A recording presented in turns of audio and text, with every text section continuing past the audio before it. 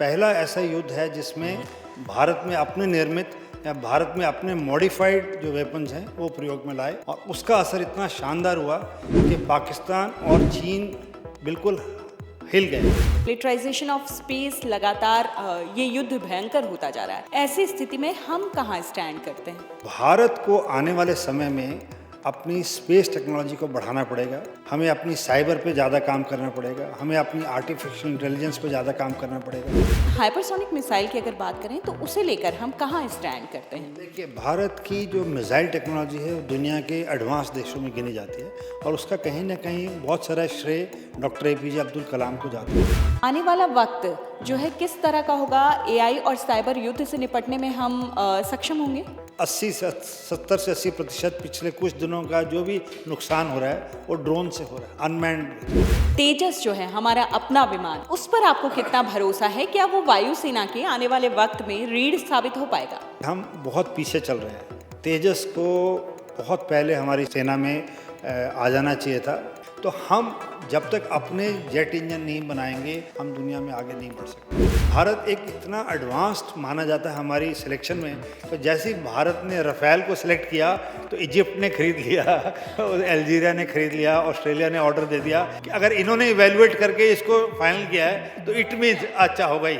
नमस्कार, India TV देख रहे हैं आप। मैं हूं आपके साथ रचना। इस वक्त एक बेहद खास मेहमान हमारे साथ मौजूद हैं, former air marshal Sanjeev Kapoor ji. आपका स्वागत है। धन्यवाद रचना। धन्यवाद संजीव जी, आज हम आपसे बहुत सारे ऐसे सवाल पूछेंगे जो लोग जानना चाहते हैं। भारत की सुरक्षा प्रणाली कितनी मजबूत है और हम चीन और पाकिस्तान जैसे दुश्मनों से घिरे हुए हैं, तो ऐसी स्थिति में हम कहाँ स्टैंड करते हैं? आप तैयार हैं? ऑफ सिंदूर के बाद एक नई पैराडाइम स्टार्ट हुई है दुनिया में। 10 मई के बाद दुनिया ने रियलाइज़ किया कि भारत अराइव कर गया है as far as military equipment concern. आज से पहले भारत बहुत हद तक सिर्फ विदेशों पर वो था डिपेंडेंट कि हमारे को उनसे हथियार चाहिए, बट ये पहला ऐसा युद्ध है जिसमें भारत में अपने निर्मित या भारत में अपने मॉडिफाइड जो वेपन्स हैं वो प्रयोग में लाए और उसका असर इतना शानदार हुआ कि पाकिस्तान और चीन बिल्कुल हिल गए। और ये आपके व्यूअर्स की जानकारी के लिए पहली बारी दुनिया में चाइना में जो निर्मित हथियार हैं आज तक कभी प्रयोग नहीं हुए थे किसी युद्ध में, तो ये पहली बारी इस 4 दिन के युद्ध में प्रयोग हुए और पूरी दुनिया उन हथियारों की क्षमता और उन हथियारों का जो आउटकम है वो देखने के लिए तैयार बैठी है और इसको कैलिब्रेट करते हुए अपनी रणनीति बनाएंगे। भारत भी इस 4 दिन के युद्ध में रियलाइज़ किया कि हमारी कहाँ कहाँ कमियाँ हैं, हम भी उसको पूरा करने की कोशिश है और जाहिर है पाकिस्तान और चीन दोनों अपनी तैयारी कर रहे हैं कि वो कैसे ये जो गैप है इसको कम कर सकते हैं। मिलिटराइजेशन ऑफ स्पेस लगातार ये युद्ध भयंकर होता जा रहा है। ऐसी स्थिति में हम कहाँ स्टैंड करते हैं? भारत आपने बिल्कुल सही कहा कि आगे का युद्ध टोटली सैटेलाइट कंट्रोल होगा। तो भारत के पास इस वक्त इतनी सैटेलाइट्स नहीं हैं। हमारे पास है अपना नेविगेशन सिस्टम है, नेविक उसको कहते हैं। हमारे पास कुछ कम्युनिकेशन की अपनी सैटेलाइट्स हैं हमारे पास, बट अभी भी हम बहुत हद तक बाहर की सैटेलाइट्स पे डिपेंडेंट हैं। तो भारत को आने वाले समय में अपनी स्पेस टेक्नोलॉजी को बढ़ाना पड़ेगा, हमें अपनी साइबर पे ज़्यादा काम करना पड़ेगा, हमें अपनी आर्टिफिशियल इंटेलिजेंस पे ज़्यादा काम करना पड़ेगा। रशिया, यूक्रेन और इजराइल हमास युद्ध से हमने ये सीखा कि आने वाले युद्ध ड्रोन्स के साथ लड़े जाएंगे। हमने इन युद्ध से देखा कि आने वाले युद्ध मिसाइल से ज़्यादा लड़े जाएंगे और ऑफ सिंदूर ने भी हमारे को ये दिखाया कि अब जवान टू जवान जो लड़ाई होती है, टैंक टू टैंक, वो कहीं ना कहीं ख़त्म हो रही है या बहुत कम हो रही है और मेन जो युद्ध है वो अपने इलाके से फायर करके दूसरे इलाके में, दूसरे इलाके से। अब कोई चाहता नहीं है कि उनके सोल्जर्स मरें, कोई चाहता नहीं है, तो वो इस तरह से क्षति पहुंचाना चाहते हैं एक दूसरे के कि अपने इलाके से फायर करें और मैक्सिमम डैमेज हो बिना किसी कैजुअल्टी के। तो इस तरह का जो वॉरफेयर है, जो इस तरह का युद्ध है, वो कहीं ना कहीं सैटेलाइट से कंट्रोल होगा।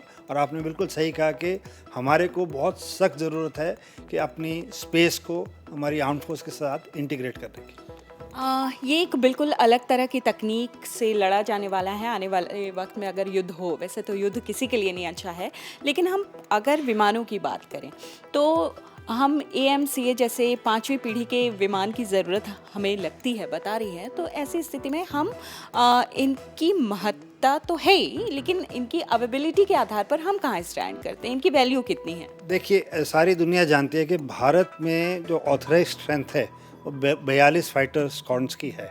वो अभी 26 तारीख को, आने वाली 26 तारीख को हमारे MiG-21 के 2 स्क्वाड और सेवानिवृत्त हो रहे हैं, तो उसके कारण हमारी स्ट्रेंथ और कम हो जाएगी।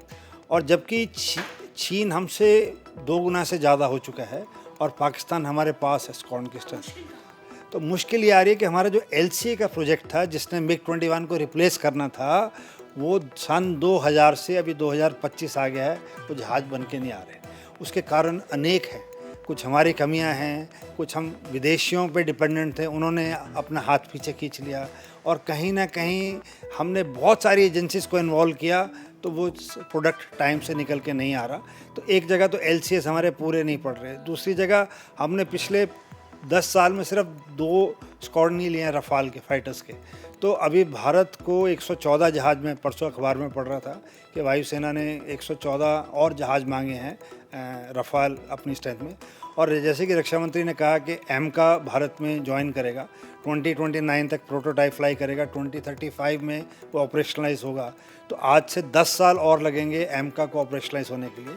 तो ये जो 10 साल का समय है, इतने में चीन अपने कुछ 5th जनरेशन पाकिस्तान को दे देगा, और पाकिस्तान भी पूरी कोशिश कर रहा है आगे बढ़ने के लिए।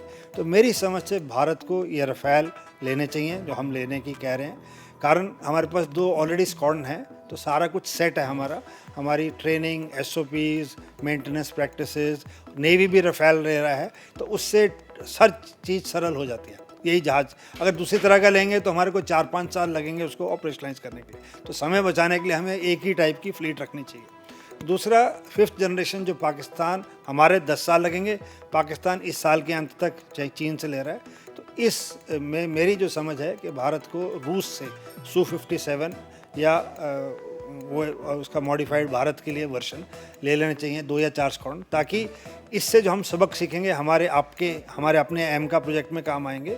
और दूसरा, हमारे crew, pilots, engineers, radar operators, technicians को 5th जनरेशन एयरक्राफ्ट हैंडल करने की प्रैक्टिस हो जाएगी, ताकि जब तक हमारे अपने जहाज़ आएँ हम सक्षम हैं। ये बहुत महत्वपूर्ण बात आपने कही है, क्योंकि कई दफ़े दबी ज़ुबान में ये बातें कही जाती रही हैं कि भारत में है विमानों की कमी, और हमारे वायुसेना के बेड़े में और विमान और तकनीकी रूप से सक्षम विमान शामिल होने चाहिए। हाइपरसोनिक मिसाइल का भी जिक्र आता है, और हाइपरसोनिक मिसाइल का 2024 में शायद हमने एक टेस्ट किया था, लेकिन हाइपरसोनिक मिसाइल की अगर बात करें तो उसे लेकर हम कहाँ स्टैंड करते हैं? देखिए, भारत की जो मिसाइल टेक्नोलॉजी है वो दुनिया के एडवांस देशों में गिनी जाती है, और उसका कहीं ना कहीं बहुत सारा श्रेय डॉक्टर APJ अब्दुल कलाम को जाता है। इस ऑप सिंदूर में भारत ने अपनी आकाश तीर, ब्रह्मोस गेम चेंजर हुई हैं, और उसको S-400 के साथ हमने इंटीग्रेट किया। तो ये कहीं ना कहीं दुनिया को, पाकिस्तान को, चीन को इसने चौंका दिया है। तो हाइपरसोनिक आपके व्यूअर्स के लिए वो मिसाइल्स हैं जो ध्वनि की गति से 5 गुना ज़्यादा स्पीड पे जाती हैं। Mach 5 and above missiles and platforms which fly in the air are called hypersonic platforms. तो ये मिसाइल्स बहुत डिफ़िकल्ट होती हैं क्योंकि बहुत तेज़ आती हैं, तो रडार की डिटेक्शन के लिए, तो इसके लिए भारत ने, अगर आपने देखा होगा, इस बारी 15 अगस्त को माननीय प्रधानमंत्री ने लाल किले से बोला था कि हम एक सुदर्शन चक्र लगा रहे हैं। तो सुदर्शन चक्र वो है जो हमारे पूरे की एस्टैब्लिशमेंट्स भारत के ऊपर एक कवच के रूप में काम करेगा। उसमें मिसाइल डिटेक्शन रहेगी, और उसमें हाइपरसोनिक मिसाइल्स भी डिटेक्शन के लिए लगाई जाएंगी। तो इजराइल के पास एक आयरन डोम है, अमेरिका एक गोल्डन डोम करके बना रहा है, यही वो है। और हाइपरसोनिक मिसाइल्स हमारी बन रही हैं जो जहाज तीनों जगह से फायर होंगी, air to air, air to ground and surface to ground and sea, मतलब समुंदर के अंदर से भी हम हाइपरसोनिक मिसाइल्स फायर कर सकते हैं। तो ये प्रणाली काफ़ी हद तक आगे बढ़ रही है, और मुझे आशा है कि आने वाले कुछ सालों में हम काफ़ी आगे निकल जाएंगे हाइपरसोनिक में। एक और तकनीक जो है बहुत तेज़ी से लोकप्रिय भी हो रही है और बहुत तेज़ी से उसका प्रभुत्व बढ़ रहा है, वो है AI और साइबर। तो आने वाला वक्त जो है किस तरह का होगा? AI और साइबर युद्ध से निपटने में हम सक्षम होंगे? हाँ जी, सेनाओं ने एक आज से 5-7 साल पहले एक साइबर कमांड बनाई है हमने तीनों सेनाओं की, और तीनों सेनाओं की एक आर्टिफिशियल इंटेलिजेंस का नेटवर्क बना है। अभी जो ऑप सिंदूर ख़त्म हुआ है उसमें अगर आपने ध्यान दिया हो तो लेह लद्दाख से लेके और नलिया भुज सर क्रीक तक गुजरात में हमारे जितने भी एयर डिफेंस इक्विपमेंट थे, चाहे वो आर्मी के रहे हों, L-70 गन, Zu-23, शिल्का, ओसाए के वायुसेना की जितनी आर्मी के वेपन्स हैं, सब हमने आर्टिफिशियल इंटेलिजेंस के तहत IACCS के साथ एमेलमेट किया है। IACCS है integrated air command and control centre. ये वायुसेना का एक हब सेंटर होता है जहाँ से सारी एयर बैटल कंपनी, उसमें हमने आर्मी और नेवी और एयरफोर्स के सारे अपने इक्विपमेंट इंटीग्रेट किए हैं आर्टिफिशियल इंटेलिजेंस से। तो ये काम चल रहा है। जैसे आपने पूछा, बहुत ही रेलेवेंट क्वेश्चन है, बट आने वाले समय में आर्टिफिशियल इंटेलिजेंस का बहुत बड़ा योगदान रहेगा। उसका मान्य सिंपल टर्म्स में ये है कि अगर हमें हथियार फायर करना है तो ये वाला जगह फायर करे, जो आपके सामने वाली वो फायर करे, कि जो 100 किलोमीटर दूर है वो उस पर निर्भर करती है कि वो जो वेपन आ रहा है उसकी क्या ट्रैजेक्टरी है। तो इंसान जब तक कैलकुलेट करेगा उसमें समय वेस्ट होता है। तो ये आर्टिफिशियल इंटेलिजेंस से किया जाता है और इस पर बहुत हद तक काम चल रहा है। और इसी तरह क्योंकि हम लगातार टेक्नोलॉजी अपग्रेड होती जा रही है, अनमैन्ड कॉम्बैट सिस्टम की भी बात हो रही है, तो ऐसी स्थिति में आपको क्या लगता है कि ये ज़्यादा सक्सेसफुल साबित होंगे? इसकी भविष्य में आप कैसे देखते हैं इसके महत्व को?